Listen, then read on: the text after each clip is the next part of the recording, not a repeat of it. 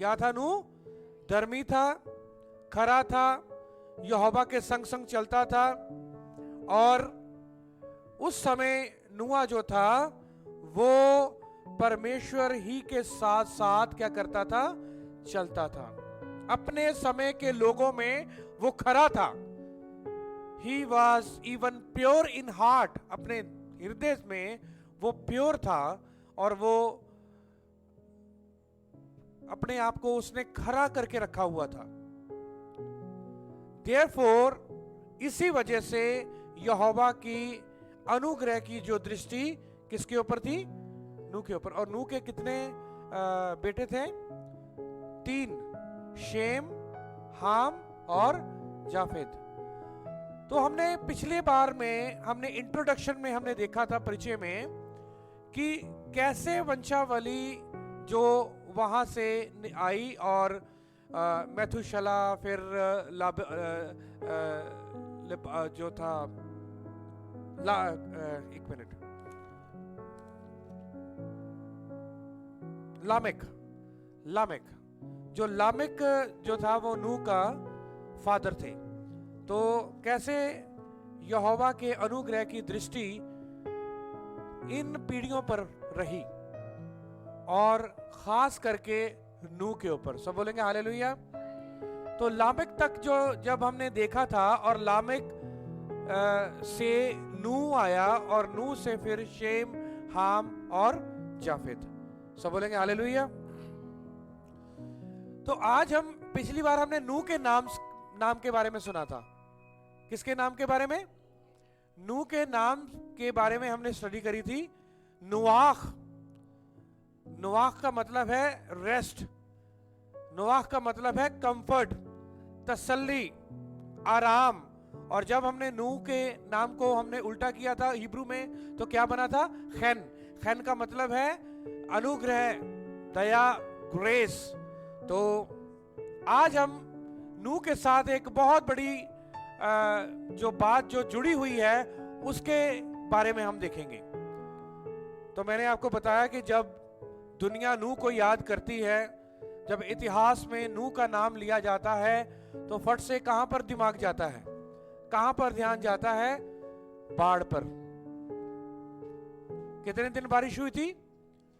40 दिन और 40 रात। फिर हमारा ध्यान जाता है जहाज पर। किस पर जाता है? जहाज पर। क्योंकि नूह ने जहाज बनाया था, और किसके कहने पर? यहोवा के कहने पर, यहोवा परमेश्वर के कहने पर नूह ने ये एक बड़ा कदम लिया था। और उसने कभी फ्लड को, इतने बड़े फ्लड को देखा नहीं था। मैंने आपको पिछली बार बताया था, उसने इतने बड़े फ्लड को नहीं देखा था, बाढ़ को नहीं देखा था, उसने इतनी बड़ी बोट को या इतने बड़े जहाज को भी नहीं देखा था। ठीक है। और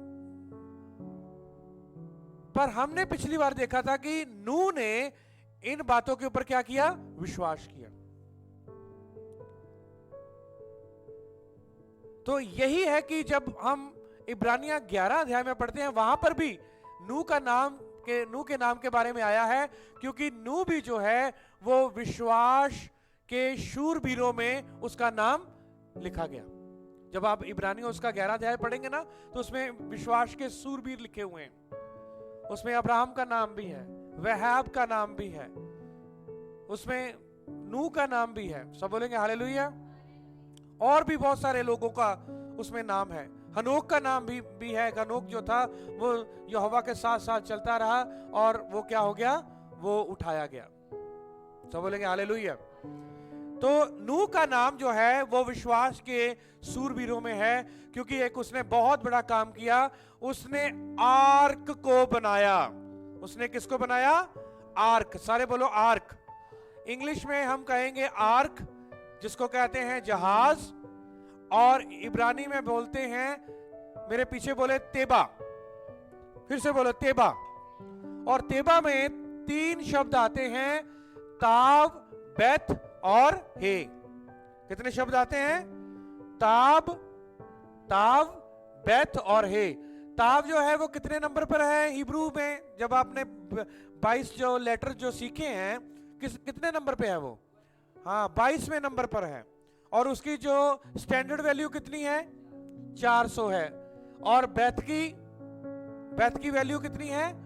एलफ बेथ 2। और हे की वैल्यू कितनी है? 5। सब बोलेंगे हालेलुया।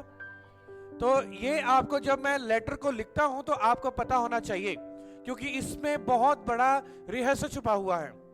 क्योंकि यीशु मसीह को मैं इस तेबा में आपको दिखाऊंगा कि यीशु मसीह, यहोवा ने यीशु मसीह को इस तेबा में या आर्क में रखा हुआ था। सब बोलेंगे हालेलुया।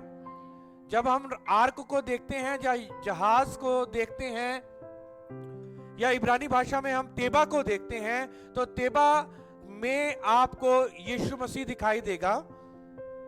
ठीक है, तेबा में आपको कौन दिखाई देगा? सारे बोलो, कौन दिखाई देगा? यीशु मसीह वाकई में दिखाई देगा।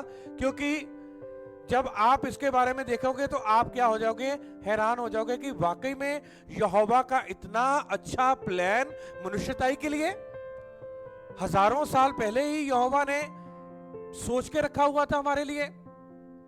और उससे भी पहले यहोवा ने सोच के रखा हुआ था। इसका मतलब मैं और आप और ये दुनिया और जितने बनाए हुए यहोवा के लोग हैं, they are very important in the sight of the Lord. और यहोवा की नजर में कौन क्या है? वो बहुत ही महत्वपूर्ण है। तो आपको यह पता लगेगा कि वाकई में यहोवा हमारे बारे में सोचते हैं, यहोवा मेरे बारे में कंसर्न करते हैं, यहोवा आपके बारे में कंसर्न करते हैं, आपकी सेवा के बारे में कंसर्न करते हैं, आपकी जिंदगी के बारे में वो कंसर्न करते हैं, वो रुचि लेते हैं। और वो आपके घर के बारे में रुचि लेते हैं। आपके हर एक काम जो आप करते हैं यहोवा की खिदमत के लिए, उसके नाम को ऊंचा उठाने के लिए, वो और आपके जीवन में, आपके आत्मिक जीवन में वो रुचि लेते हैं। सब बोलेंगे हालेलुया। यानी कि उसको, उसमें यहोवा आपके जीवन में वो देखते हैं कि मेरे बेटे और मेरी बेटी को कब और कहां जरूरत है। और ये अभी नहीं है, ये कहा कब था? हजारों साल पहले। सब बोलेंगे हालेलुया। अब ये जो तेबा है, ये पता कितनी बार आया है बाइबल में? ये आया है 22 बार। सारे बोलो, कितनी बार आया है? 22 बार। 21 बार तो नूह के साथ ये तेबा वर्ड जो है वो जुड़ा हुआ है। कितनी बार जुड़ा हुआ है नूह के साथ? कितनी बार? 21 बार। एक बार और आया है। ठीक है, तेबा किसको बोला? मैंने आपको बताया कि तेबा को का मतलब क्या है? जहाज, आर्क, जो नूह ने बनाया था। ठीक है, तो नूह के साथ कितनी बार जुड़ा हुआ है जहाज का शब्द? 21 बार। सारे बोलो, कितनी बार? 21 बार, 21 टाइम। और एक बार जो है वो किसी और के साथ भी जुड़ा हुआ है। क्या उसने भी वो आर्क बनाई थी? तेबा का मतलब क्या है? आइए हम एक वचन पढ़ेंगे, और वो है निर्गमन और उसका 2 अध्याय और उसका 3 वचन। निर्गमन और उसका 2 अध्याय और उसका 3 वचन लिखा है।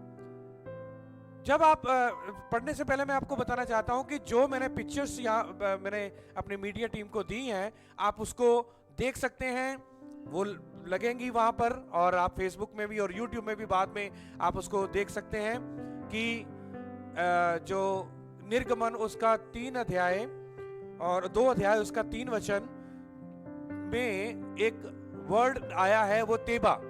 तो वो आपको इंग्लिश में भी दिखाई देगा जो वहां पर लिखा हुआ है आर्क, पर हिब्रू में भी वहां पर लिखा होगा और वहां पर लिखा हुआ है तेबा। तो लिखा हुआ है, और जब वह उसे और छिपा ना सकी, तब उसके लिए सरकंडों की एक टोकरी लेकर उस पर चिकनी मिट्टी और राल लगाकर उसमें बालक को रखकर नील नदी के तीर पर कांसों के बीज छोड़ आई। सब बोलेंगे हालेलुया। ये किसके बारे में बात हो रही है? मूसा के बारे में। किसके बारे में बात हो रही है? ये जो टोकरी है, यहां पर शब्द टोकरी आया है, पर जब आप हिब्रू में जाएंगे पर वहां पर शब्द आया है तेबा। क्या आया है? तेबा। देखो बोट जो है वो बड़ी भी हो सकती है, बोट छोटी भी हो सकती है। अब उन्होंने तेबा बनाया था। क्या बनाया था उसने? तेबा बनाया था। वहां पर तेबा शब्द आया है और एक बार मूसा के साथ जुड़ा है और 21 टाइम किसके साथ जुड़ा है? नूह के साथ। सब बोलेंगे हालेलुया।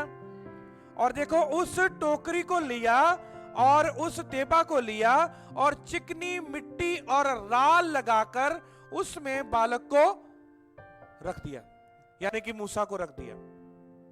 तो यहां पर एक बार यहां पर तेबा आया है। आइए हम फिर से उत्पत्ति उसका 6 अध्याय में चलेंगे। मैं चाहता हूं कि उत्पत्ति उसका 6 अध्याय और उसका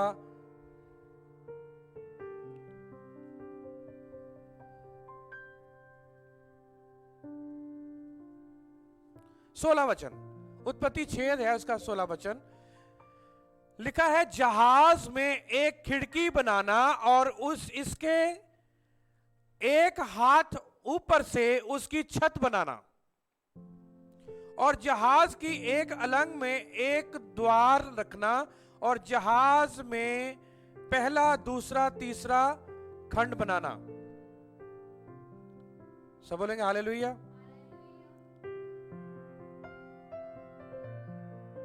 14 वचन पढ़े। 14 वचन। इसलिए तू गोपेर वृक्ष की लकड़ी का एक जहाज बना ले, उसमें कोठरियां बनाना और भीतर बाहर उस पर क्या लगाना? राल लगाना। क्या यह शब्द वहां पर भी आया है? यह शब्द वहां पर भी आया है। भीतर भी राल जो है वो लगानी है और राल जो है वो बाहर भी लगानी है। ये मतलब क्या है? यहोवा क्या समझाना चाहते थे? यहोवा क्यों ये राल लगाना? क्योंकि यदि उसने जहाज को बना दिया है तो अब यहोवा का काम है उसको प्रोटेक्ट करना, उसकी सुरक्षा करना। ये तो यहोवा का काम है। पर यहोवा ने उसको बोला कि इसको गोपर की वृक्ष की लकड़ी का बनाना है तुमने और उसमें क्या बनानी है? कोठरियां बनानी है और भीतर बाहर उस पर राल लगानी है तुमने। ये आप जब ये पढ़ रहे हो तो आपको ये पता लगेगा मेरे प्रियो कि इसमें बड़ा भेद है। ये राल किस बात की ओर इशारा करती है और ये जहाज जो है वो किसकी ओर इशारा करता है और ये कोठरियां जो है वो किसकी ओर इशारा करती हैं। ये तभी मैं आपको बोल रहा हूं कि यीशु मसीह को मैं इस जहाज में आपको दिखाऊंगा। सब बोलेंगे हालेलुया। और लिखा है, और इस ढंग से उसको बनाना, जहाज की लंबाई 300 हाथ, चौड़ाई 50 हाथ और ऊंचाई 30 हाथ की हो। सब बोलेंगे हालेलुया। देखो जहाज का पूरा क्या बनाया? पूरा स्ट्रक्चर जो था यहोवा ने नूह को दिया। पूरा कितनी लंबाई होनी चाहिए, कितनी ऊंचाई होनी चाहिए और कितनी चौड़ाई होनी चाहिए, ऊंचाई होनी चाहिए, जहाज कितना लंबाई का बनना चाहिए, ये सारी देखो हमारा यहोवा जो है वो सिस्टेमेटिक का यहोवा है। सिस्टेमेटिक कहने का मतलब क्रमवार। वो ऐसे नहीं है कि हम जैसे बहुत सारी ऐसी बातें कर जाते हैं कि हमें खुद को पता नहीं होता। कई बार हम सेवकाई में भी कुछ ऐसी बातें कर जाते हैं, उसके बाद हमें कॉन्सिक्वेंस पता लगता है कि नहीं हमने गलत किया, हमें ये डिसीजन नहीं लेना चाहिए था, ये काम नहीं करना चाहिए था। पर हमारे यहोवा का जो कार्य है वो कभी फेल नहीं होता। जब मैं और आप हम यहोवा के साथ बैठेंगे, यहोवा के आगे बैठेंगे, यहोवा के संग बैठेंगे, यहोवा के आगे प्रार्थना करेंगे, उसके साथ संगति करेंगे, उसके साथ हमारा नजदीकी का रिश्ता होगा और जब हम खरे रहेंगे, धर्मी रहेंगे और यहोवा के साथ मिले रहेंगे तो वो हमें वो बातें बताएगा जिस बातों में आप कभी भी फेल नहीं हो सकते। क्या नूह फेल हुआ? क्या नूह जो था वो असफल हुआ? असफल नहीं हुआ, बल्कि क्या हुआ? सफल हुआ। He got success। उसको सक्सेस मिला। क्यों? क्योंकि वो धर्मी था, वो खरा था, वो यहोवा के साथ साथ चलता था, यहोवा की बातों को सुनता था और यहोवा की बात को सुनता ही नहीं था बल्कि क्या था? उसकी आवाज को पहचानता था। क्या करता था वो? यहोवा की बात को पहचानता था। सब बोलेंगे हालेलुया। तो मैं जहाज के बारे में आज बता रहा हूं कि ये जहाज यहोवा ने जब बनाने के लिए नूह को जो कहा, नूह को जब कहा, और पूरा स्ट्रक्चर, पूरी लंबाई, पूरी चौड़ाई, पूरी ऊंचाई, कितने कैबिन होने चाहिए, कितने कमरे, कितने सारा कुछ, कितने डोर, जो कितनी खिड़कियां, ये मैं सारा बताऊंगा, कितने दरवाजे थे, कितनी खिड़कियां थी। सब बोलेंगे हालेलुया। दरवाजा भी एक ही था, सब बोलेंगे हालेलुया। और खिड़की कहां पर थी? छत पर। ये छत पर खिड़की क्यों यहोवा ने बताई? क्योंकि यहोवा ने कहा कि छत पर एक क्या बनाना, विंडो बनाना, खिड़की बनाना। 16 वचन में लिखा है, जहाज में एक खिड़की बनाना और इसके एक हाथ ऊपर से उसकी छत बनाना। खिड़की बनाना है और छत पर बनानी है। कहां पर बनानी है? छत पर। सब बोलेंगे हालेलुया। ये कोई ना कोई तो रहस्य होगा, छत पर बनानी है। और क्या लिखा है आगे? और जहाज की एक अलंग में एक द्वार रखना। कितने द्वार रखना? मेरे प्रियो, आपने ये समझना है कि एक द्वार रखना, ये एक ही द्वार जहाज में रखना।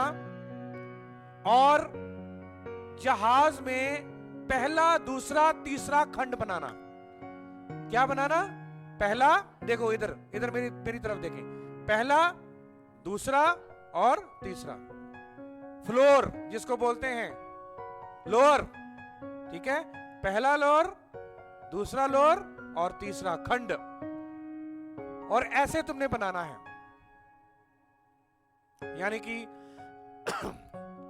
यानी कि फ्लोर जैसे होते हैं ना, जैसे फ्लोर बनाते हैं, एक फ्लोर, दो फ्लोर, तीसरा फ्लोर, ऐसे ही यहोवा ने नूह को बोला बनाने के लिए, करने के लिए। और खिड़की कितनी? एक, वो भी छत पर। और द्वार कितने? एक ही द्वार पर तीन जो है वो लोअर, यानी कि 3 खंड बनाने हैं। सब बोलेंगे हालेलुया। ये जहाज का स्ट्रक्चर था, ये जहाज के बारे में यहोवा ने ये बोला। अब ये जहाज हम देखेंगे सॉरी, अब ये जहाज हम देखेंगे कि जहाज में यहोवा ने नूह और उसके परिवार को बोला था कि तुमने अपने परिवार के साथ क्या करना है? अंदर जाना है जब बाढ़ आएगी। और जितने जानवर हैं जो पवित्र हैं उसका एक एक जोड़ा, और उसके साथ साथ जोड़े, और जो अनक्लीन है, जो शुद्ध नहीं है, उसका कितना? एक एक जोड़ा। ऐसे बोला था। सब बोलेंगे हालेलुया। आप इसको पढ़ लेना, क्योंकि मैं पढ़ने में नहीं जाऊंगा कि यदि मैं पढ़ने लग गया तो ये जो है फिर टाइम बहुत हो जाएगा। पर ये आपने खुद पढ़ना है कि जो क्लीन जो है उसके साथ साथ जोड़े, और जो उसका एक एक जोड़ा, जो अनक्लीन जो एनिमल्स हैं उसको एक एक जोड़ा। सब बोलेंगे एक एक जोड़ा। सब बोलेंगे हालेलुया। तो जब यहोवा ने आर्क का जो पूरी जहाज का स्ट्रक्चर दे दिया, तो आपको पता है कि बाढ़ आई, और जैसे ही बाढ़ आई, बारिश, लोग सोचते होंगे ये 2-3 दिन ही बारिश होगी, फिर उन्होंने सोचा होगा 4 दिन होगी, 5 दिन होगी। पर जब पानी ऊपर तक आने लगा, तब लोग जो थे वो हैरान हो गए, डर गए होंगे वो, कि जो नूह ने बोला था, जो नूह प्रचार कर रहा था, और जो नूह हमें इनविटेशन दे रहा था, ये क्या हो गया? ये सारा सच हो रहा है। सब बोलेंगे हालेलुया। तो आइए हम इस जहाज के बारे में हम देखेंगे, जिसको हम हिब्रू में बोलते हैं तेबा। सारे बोलो क्या बोलते हैं? फिर से बोलेंगे, क्या बोलते हैं? तेबा। और ये जहाज जो है, ये जहाज साल्वेशन का जहाज है। सारे बोलो साल्वेशन का जहाज, मुक्ति का जहाज। ये जहाज साल्वेशन का जहाज है, द आर्क ऑफ साल्वेशन। और जो आपने निर्गमन उसका 2 अध्याय उसका 3 वचन में देखा कि वहां पर भी मूसा बचाया गया, और उस तेबा में, और मूसा के द्वारा क्या आई थी? गुलामी में से क्या आया था? छुटकारा आया था। पर मूसा कहां पर था? तेबा में। जब वो बच्चा ही था, वो तेबा के द्वारा क्या हुआ? वो बचाया गया। सब बोलेंगे हालेलुया। और वहां पर भी साल्वेशन है, वहां पर भी तेबा में साल्वेशन है, क्योंकि मूसा उनके लिए साल्वेशन का काम करने वाला था। किनके लिए? इजरायलियों के लिए। सारे बोलो किसके लिए? इजरायलियों के लिए साल्वेशन का काम करने के लिए उसको तैयार किया जा रहा था। और यहां पर भी जो तेबा तैयार किया गया था नूह के द्वारा, यह भी साल्वेशन का कार्य था, यह भी मुक्ति का कार्य था। क्या आपको मेरी बात समझ लग रही है मैं क्या बोल रहा हूं? क्या आपको पूरी एक तस्वीर एक साल्वेशन की या मुक्ति की आपके सामने आ रही है कि मैं क्या आपको कह रहा हूं? इस बात को आपने देखना है, इस बात को आपने समझना है कि यहोवा ने आर्क को बनाया, यहोवा ने इस जो तेबा को बनवाया नूह से। और ये कोई मामूली तेबा नहीं था, ये मामूली आर्क नहीं था, ये this was the arc of solvation, मुक्ति का आर्क था। क्योंकि इसमें नूह ने इनविटेशन दिया था। नूह ने क्या दिया था? इनविटेशन दिया था। क्या दिया था? इनविटेशन मतलब बुलावा दिया था लोगों को। और मत्ती 11 अध्याय उसका 28 वचन में लिखा है, ऐ बोझ से दबे हुए लोगों मेरे पास आओ, मैं तुम्हें जिंदगी का विश्राम दूंगा। सब बोलेंगे हालेलुया। और यीशु मसीह ने कहा कि जो मुझे ग्रहण करेगा, जो मुझे उद्धारकर्ता करके ग्रहण करेगा, जो मुझे मुक्तिदाता करके ग्रहण करेगा, वो मेरे पुत्र और पुत्रियां कहलाएंगे। सब बोलेंगे हालेलुया। वही मेरे पुत्र और पुत्रियां हैं जो उसको, यीशु मसीह को यहोवा का बेटा करके ग्रहण करेंगे, वो यहोवा के पुत्र और पुत्रियां कहलाएंगे। और दैट मीन्स कि यहोवा ने जो आर्क जो तैयार करवाई नूह के द्वारा, और वो साल्वेशन है, वो निमंत्रण दिया गया था। निमंत्रण जो था, निमंत्रण क्या था कि अपने पापों से क्या करो? तौबा करो और इस जहाज में आ जाओ। अपने पापों से तौबा करो और इस जहाज में आ जाओ। अब जहाज में कितने डोर हैं? एक ही। जहाज में कितने दरवाजे हैं?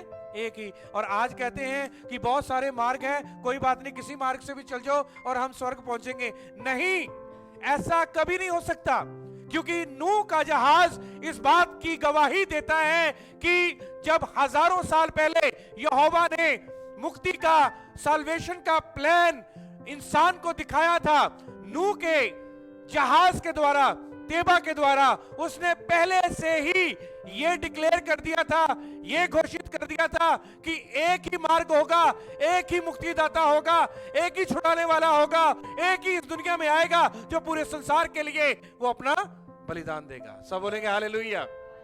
उसने आर्क में सब कुछ रखा हुआ था। उसने आर्क में, जहाज में यहोवा ने सारी स्टोरी, हिडन स्टोरी, छुपी हुई कहानी, सारे बोलो छुपी हुई कहानी। जितने मेरे भाई बहन ऑनलाइन वॉच कर रहे हैं वो भी कहें छुपी हुई कहानी। परछाई, फिर से बोले परछाई। परछाई थी इसमें परछाई थी कि एक आएगा और वही एकमात्र मार्ग होगा, वही छुड़ाने वाला होगा, वही दुनिया का क्या करेगा? उद्धार करेगा। सब बोलेंगे हालेलुया। और जो यीशु मसीह को अपनाएगा, जो जहाज में आएगा, और कितने फ्लोर थे वहां पर? 1 2 3, वही पिता, पुत्र और पवित्र आत्मा का क्या पाएगा? दान पाएगा। सब बोलेंगे हालेलुया। वही पवित्र आत्मा का दान पाएगा, पिता भी उसका होगा, पुत्र भी उसका होगा, और यहोवा उसके संग रहेगा। और वो जब जहाज में थे, और आपको पता है पिता, पुत्र, पवित्र आत्मा ने उनको क्या किया था? संभाल के रखा। ये जो 3 जो लेयर जो थे, खंड जो बनाने के लिए यहोवा ने उनको बोला था, नूह को बोला था कि जहाज के अंदर 3 खंड बनाने हैं। और वो 3 खंड किसकी ओर इशारा करते हैं? ट्रिनिटी के बारे में, पिता, पुत्र और पवित्र आत्मा के बारे में। सब बोलेंगे हालेलुया। अच्छा, विंडो भी थी, ठीक है, क्या थी? खिड़की भी थी, जहाज के ऊपर खिड़की थी, जैसे समझ लो हम जहाज में यहां पर हैं, ठीक है, और खिड़की कहां पर थी? ऊपर। ये खिड़की क्यों थी? ताकि नूह की जो नजरें हैं वो कहां पर हो? यहोवा की ओर लगी रहें, क्योंकि बचाने वाला कौन है? यहोवा है। सब बोलेंगे हालेलुया, सब हाथ उठा के बोलेंगे हालेलुया। जब दानियल प्रार्थना करता था तो उसकी खिड़की कहां पर खुली रहती थी? उसकी यरूशलेम की ओर खिड़की खुली रहती थी, और उस खिड़की की ओर वो घुटने टेक करके, अपना मुंह करके वो यरूशलेम की ओर वो दुआ करता था, प्रार्थना करता था। ये देखनी है आपकी खिड़की कहां पर, आपकी इधर उधर तो नहीं झांक रहे। खिड़कियां इधर उधर भी होती हैं, ठीक है, इस संसार में, पर खिड़की कहां थी? यहोवा ने बनाने के लिए कहां बोला था? ऊपर। इसका मतलब देखना कहां पर है? ऊपर देखना है, और इधर उधर खिड़की से नहीं देखना है। आजकल बहुत घरों में खिड़कियां हैं और खिड़कियों से बहुत कुछ देखते हैं वो, पर ये यहोवा की जो खिड़की है ये ऊपर की ओर है। तेबा में कहां पर है वो? ऊपर की ओर। तो यहोवा ने खिड़की इसीलिए रखी ताकि नूह इधर उधर ना देखे, क्योंकि यहोवा के वचन में लिखा है इधर उधर मत ताक। किधर ना ताक? इधर उधर ना, इधर ताक ना उधर ताक, मेरी ओर देख। और दरवाजा कितने थे? एक ही था। यीशु मसीह के वचन में लिखा है, यूहन्ना 14 अध्याय उसका 6 वचन में लिखा है कि मार्ग, सत्य और जीवन मैं ही हूं। और यूहन्ना 10 अध्याय उसका 9 वचन में भी कुछ लिखा है कि द्वार मैं ही हूं। सब बोलेंगे हालेलुया। लिखा है द्वार मैं ही हूं। तो मेरे प्रियो, दुनिया नूह के ऊपर विश्वास करती है कि नूह एक इंसान था जो इस संसार में था, और फ्लड आया था, बाढ़ आई थी, और नूह ने जहाज बनाया था। पर वो इस स्टोरी को जानते हैं, पर वो इस तेबा को नहीं जानते कि तेबा के अंदर कितना बड़ा रहस्य छुपा हुआ है। अभी मैं तेबा के जब मैं खोल के आपको बताऊंगा तब आपको पता लगेगा। तेबा में ही यहोवा ने कवेनेंट बांधी थी, तेबा के अंदर ही यहोवा ने वाचा बांधी थी कि मैं तुम्हें उस घर में लेके जाऊंगा, मैं तुम्हें जो वाचा का घर है, जो वायदे का घर है, उस घर में मैं तुम्हें लेके जाऊंगा। सब बोलेंगे हालेलुया, सब हाथ उठा के बोलेंगे हालेलुया। तेबा के अंदर सब कुछ छुपा हुआ है, स्वर्ग भी यहां पर है।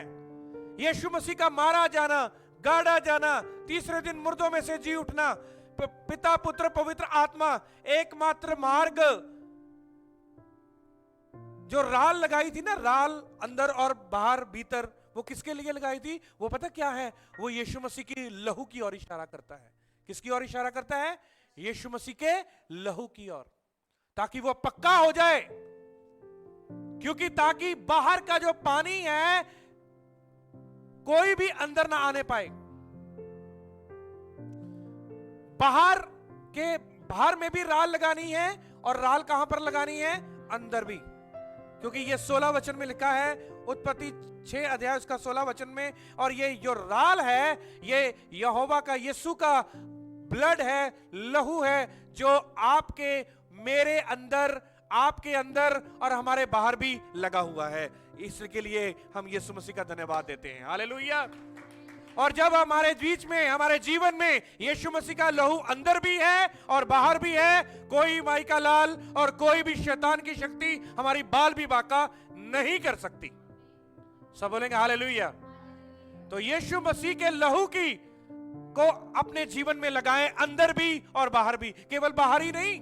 आजकल क्या होता है, सिर्फ वो तेल जो देने वाले या बेचने वाले या कैसे भी उसको लगाते हैं, सिर्फ बाहर लगाते हैं, पर उनको ये नहीं बताते कि यीशु मसीह का लहू आपके अंदर भी होना चाहिए।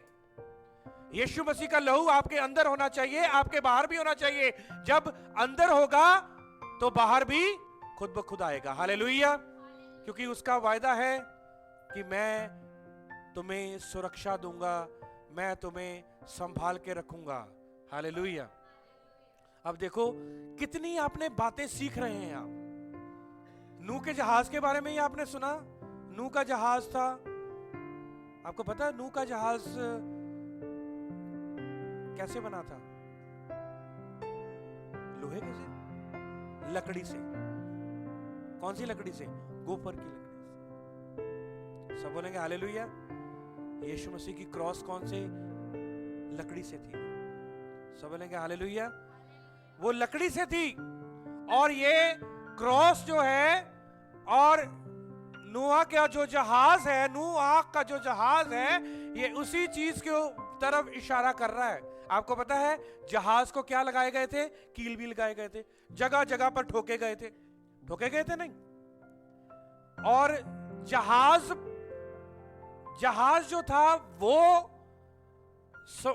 बाढ़ में था या नूह और उसके परिवार बाढ़ में थे? वो तो नहीं थे, वो तो जहाज के अंदर थे। पर बाढ़ का सामना किसको करना पड़ा?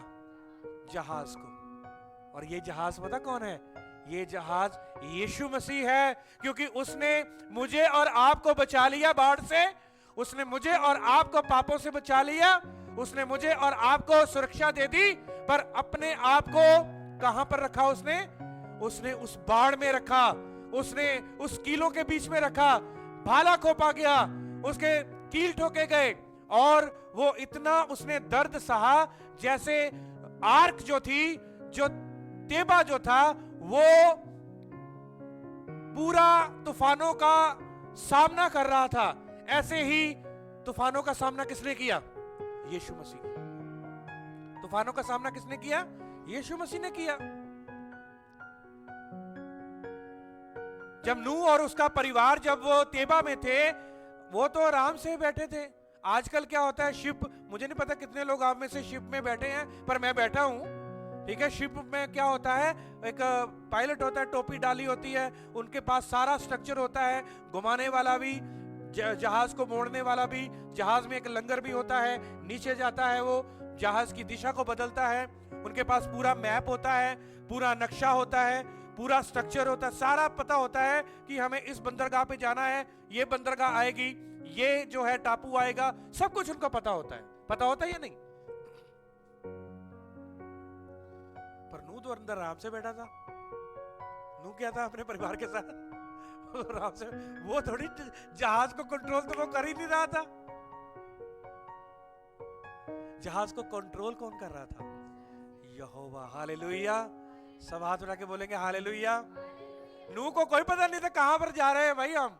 उसको यह पता था कि अब मैं जहाज पर बैठ गया हूं, मेरा परिवार मुझे पता है सुरक्षित है, और मैं अब जहाज के अंदर हूं। और जब वो जहाज तेबा जो था, जब वो उठा, जब वो पानी आया, जब तेबा उठा, और नूह का जो तेबा जो था वो पानी के ऊपर आ गया, और नूह अंदर आराम से, उसको नहीं पता कहां पर जहाज जा रहा है, पर उसको कंट्रोल करने वाला कौन था? यहोवा थे। उसको कंट्रोल करने वाले कौन थे? यहोवा। सब बोलेंगे हालेलुया। मेरे प्रियो, जब हम जहाज में, जब हम यीशु मसीह के साथ हम हैं और यीशु मसीह को हमने ग्रहण किया है, जब हमने यीशु मसीह को पहन लिया है, जब हमने यीशु मसीह के उस द्वार में आ चुके हैं और एकमात्र मार्ग में आ चुके हैं, पिता पुत्र पवित्र आत्मा को अंगीकार करके हमने उसको अपने जीवन में ले लिया है, और हमने उस एकमात्र मार्ग में आ चुके हैं, जहाज के अंदर हैं, और खिड़की में से, यानी कि खिड़की पता किसकी ओर इशारा करती है? खिड़की जो है वो रेवलेशन की ओर, वो प्रकाशन की ओर इशारा करती है। जब आप पवित्र आत्मा के साथ जुड़े रहेंगे, जब आप जहाज में बैठे रहेंगे, जब आप पिता पुत्र पवित्र आत्मा के साथ रहेंगे, तब क्या होगा? आपका जो जीवन जो है वो क्या हो जाएगा? उठ जाएगा। सब बोलेंगे हालेलुया। रैप्चर भी यहां पर ही है। रैप्चर का मतलब स्वर्गारोहण। एक हिसाब से उनका क्या हो गया था? स्वर्गारोहण हो गया था। उनको कोई पता नहीं कहां जा, पर उनको ये पता है कि हम सुरक्षित हैं। हम क्या हैं? सुरक्षित हैं, हम सही हैं। नूह का जो जहाज बनाया गया था वो मेहनत लेकर आया, यानी कि रंग लेकर आया। मेहनत क्या लेकर आई? रंग लेकर आई। सब बोलेंगे हालेलुया। सब हाथ उठा के बोलेंगे हालेलुया, हालेलुया। मैंने आपको विंडो के बारे में भी बताया। विंडो यानी कि हमारी नजरें कहां पर होनी चाहिए? पवित्र आत्मा की ओर होनी चाहिए। हमारी नजरें यहोवा की ओर होनी चाहिए। हमारा जो 3 जो खंड बनाए गए थे उसके बारे में भी मैंने आपको बताया। जहाज के अंदर थे, वो पिता पुत्र पवित्र आत्मा की ओर इशारा करते हैं। एक द्वार जो है वो कौन है? द्वार जो जहाज में था वो कौन है? यीशु मसीह। क्योंकि यीशु मसीह ने, यहोवा ने यीशु मसीह को तेबा में दिखा दिया था, कि तेबा में यीशु मसीह को दिखा दिया था। आपको पता है ताव की पिक्टोग्राफ क्या है? ताव की तस्वीर क्या है? क्रॉस। और बैत की तस्वीर क्या है? घर। और हे की तस्वीर क्या है? खुली हुई विंडो, यानी कि एक व्यक्ति जो है वो क्या कर रहा है? यहोवा की प्रस्तिश कर रहा है, रेविलेशन। हे जो है रेविलेशन की ओर इशारा करता है, रिवील्ड। और ये जो साइन है कवनेंट का, कवनेंट मतलब वाचा का साइन। वाचा जो है, वाचा का घर जो है वो रिवील किया गया है।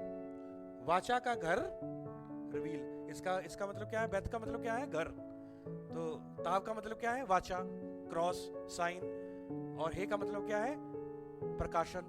ठीक है, वाचा का घर रिवील किया गया है, यानी कि द कवनेंट हाउस रिवील्ड, जो वाचा का घर। ये जो घर मिलना है ना हमें, जब यीशु ने कहा तुम्हारा मन व्याकुल ना हो, मैं जा रहा हूं पिता के पास तुम्हारे लिए मकान तैयार करने के लिए, ये यहाँ पर वो भी छुपा हुआ है। ये सारा कुछ यहोवा ने यहाँ पर छुपा के रखा हुआ था। देखो जब हम इसको समझेंगे ना, वाचा का घर रिवील किया गया, जो वायदे का घर जो मिलना है वो भी यहाँ पर रिवील किया गया था, यहाँ पर प्रकाशित किया गया था। पर आज यहोवा का धन्यवाद है, जब हमने तेबा के बारे में हम सीख रहे हैं तो हमें यह भी पता लग रहा है कि यहोवा ने अपने वाचा का घर भी, जो यहोवा ने देना है अपने पुत्र के द्वारा हमें सबको देना है, वो भी आर्क ऑफ कवनेंट में, यानी कि जो नूह के जहाज में, आर्क ऑफ नोआ में छुपा के रखा था। उसकी मिस्ट्री जो थी, उसका रहस्य छुपा के रखा था। एंड आई बिलीव जितने इस आर्क को समझेंगे, इस आर्क को आप जानेंगे, इस जहाज के बारे में स्टडी करेंगे, आप बहुत ही आशीषित होंगे। बट आपको हिब्रू प्रोस्पेक्टिव में आपको थोड़ा देखना पड़ेगा, यदि आपको पूरा समझना है। सब बोलेंगे हालेलुया? सब हाथ उठा के बोलेंगे हालेलुया? अब आर्क जो है, जो तीन जो लेयर जो है, या तीन जो खंड बनाए गए थे, कितने बनाए गए थे? 3 खंड बनाए गए थे। वो 3 जो है वो आपकी मेरी सल्वेशन की ओर इशारा करते हैं। ठीक है, पता कौन कौन सी सल्वेशन हमें मिली है? एक तो हमारे पेनल्टी, जो पापों की जो क्षमा है वो हमें मिली है। सबसे पहले क्या है? हमें पापों की क्षमा हमें मिली है। और पाप का जो असर था वो भी खत्म हो गया हमारी जिंदगी से। पाप का क्या होगा? असर जो था वो भी खत्म हो गया। अब प्रेजेंस ऑफ सिन जो है, यानी कि पाप की उपस्थिति है, वो हमेशा के लिए तब हमारी जिंदगी में खत्म होगी जब हम अपने यीशु मसीह के साथ रूबरू मिलेंगे। सब बोलेंगे हालेलुया? जो ये 3 जो चीजें हैं, ये उस चीज की ओर भी इशारा करती हैं। जब हम यीशु मसीह में आ जाते हैं, जब हम जहाज में आ जाते हैं, तो हमें क्या मिल जाती है? पापों की क्षमा मिल जाती है। और दूसरा क्या मिलता है? पापों की क्षमा मिलती है, और दूसरा पाप का असर हमारी जिंदगी से खत्म हो जाता है। ठीक है, और तीसरा जो है पाप की जो उपस्थिति है। देखो हम पापी संसार में रहते हैं, और इसलिए हम ये नहीं कह सकते कि वी आर नॉट सिनर, हम पापी हैं। पर पाप का असर तब हमारी आत्माओं से, अपनी जो बॉडी में से खत्म होगा। हमारे प्रेजेंस जो है, पाप की जो प्रेजेंस है, पाप की जो मौजूदगी है, वो तब खत्म होगी जब हम इस संसार से जाएंगे। तब तक पाप जो है वो पीछा नहीं छोड़ेगा, गलतियां पीछा नहीं छोड़ेंगी। पर इंसान के ऊपर वो है कि वो गलती करता है या नहीं करता है, ये उसके ऊपर डिपेंड है, ये हमारे ऊपर डिपेंड है। तभी यीशु मसीह कहते हैं कि ऐ सब बोझ से दबे हुए लोगों, मेरे पास आओ, मैं तुम्हें जिंदगी का विश्राम दूंगा। और वो विश्राम दूंगा जो ये दुनिया नहीं दे सकती, मैं वो विश्राम दूंगा। और जब तू अपने पापों का पश्चाताप करके मेरे पास आएगा तो तू बचाया जाएगा। सब बोलेंगे हालेलुया? सब हाथ उठा के बोलेंगे हालेलुया? तो ये मैं आपको बोलना चाहता हूं कि जब आप इस तेबा के बारे में स्टडी कर रहे हैं और तेबा के बारे में देख रहे हैं, तो आपने यहोवा की और ही अपनी नजरें रखनी है। आपकी नजरें इधर उधर नहीं होनी चाहिए, नजरें आपकी यहोवा की होनी चाहिए। मार्ग एक ही है, वो है यीशु जी, और यीशु जी के द्वारा ही आप तेबा में जा सकते हैं, यीशु जी के द्वारा ही आप स्वर्ग में जा सकते हैं। क्योंकि यीशु मसीह ने कहा है कि जो भी उसको ग्रहण करेगा वो उसको स्वर्ग में लेके जाएगा, वो उसको वो मुकाम वो मकान देगा। सब बोलेंगे हालेलुया। उसने कहा, यीशु मसीह ने कहा, nobody comes to the Father except me। कोई भी पिता के पास नहीं जा सकता, बल्कि किसके द्वारा जा सकता है? यीशु के द्वारा जा सकता है। सब बोलेंगे हालेलुया। तो इसलिए मेरे प्रियो, एक ही मार्ग है। तेबा के बारे में बहुत कुछ अभी मैंने लिखा होगा, बहुत मेरे पास कम से कम 3-4 पेजेस मैंने अभी और हैं, पर ये नूह के बारे में, ये दूसरा जो भाग है जो मैं आपको बता रहा हूं, ये नूह के बारे में मैं चाहता हूं कि इसको आप सुनना और इसको आप स्टडी करना, क्योंकि ये आत्मिक चीजें जो हैं ये सिर्फ और सिर्फ हमें यहोवा ही दे सकते हैं। ये आत्मिक चीजें सिर्फ और सिर्फ हमें बाइबल स्टडी के करने के द्वारा ही हमें मिल सकती हैं। पर मैं ये चाहता हूं कि इस आर्क ऑफ नोहा के बारे में आप और भी ज्यादा सीखें, क्योंकि जो कवानेंट जो है, कवानेंट हाउस रिवील्ड, जो वाचा का जो घर है, वो नूह के जहाज में प्रकाशित किया गया था। वाचा का घर किसमें प्रकाशित किया गया था? नूह के जहाज में। नूह के जहाज में को आपने हल्के में नहीं लेना है। नूह के जहाज में पिता, पुत्र, पवित्र आत्मा है। नूह के जहाज में पापों से क्षमा है, गुनाहों से क्षमा है। वहां पर पेनल्टी जो है वो पे की गई है, पहले से ही पे कर दी गई पेनल्टी, यानी कि जो मूल चुका दिया गया जो हमारे पापों का। और वहां पर नूह के जहाज में ही वहां पर हमें दिखाई देता है कि जो पाप का जो असर है वो खत्म हो गया। और नूह के जहाज में हमने ये देख सकते हैं कि पाप की जो प्रेजेंस है वो भी खत्म हो जाएगी। ये नूह के जहाज में बहुत बहुत कुछ छुपा हुआ है। अभी भी बहुत कुछ बाकी है नूह के जहाज में। खिड़की के बारे में मैंने आपको बताया, आपने सीखा, और मैं चाहता हूं कि आप बने रहें और नेक्स्ट वीडियो तक आप बने रहें, क्योंकि अगली बार जब हम नूह के बारे में वीडियो डालेंगे तो तब हम नूह के बारे में हम स्टडी खत्म करेंगे, क्योंकि हमने और भी ज्यादा आगे जाना है और भी ज्यादा हमने स्टडी करनी है।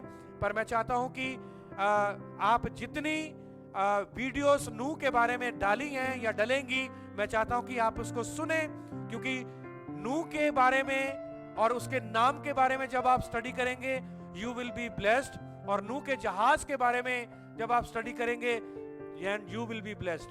और नूह के साथ पता और भी बहुत सारी बातें जुड़ी हैं। और क्या है, कोई बता सकता है?